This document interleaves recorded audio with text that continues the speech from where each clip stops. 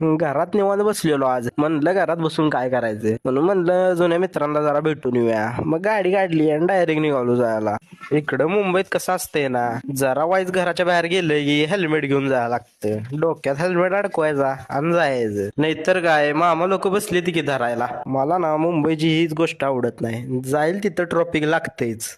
मग काय, तुमचा भूषण दोडके किती पेटंट ड्रायव्हर आहे तुम्हाला माहितच असेल. काढली की ट्रॉफिक मधनं झप्पूक झुप्पूक गाडी बाहेर. तेवढ्यात या काकी समोर आल्या कुठनं काय माहिती, राईटचं इंडिकेटर दाबून लेफ्ट साईडला वळले त्या.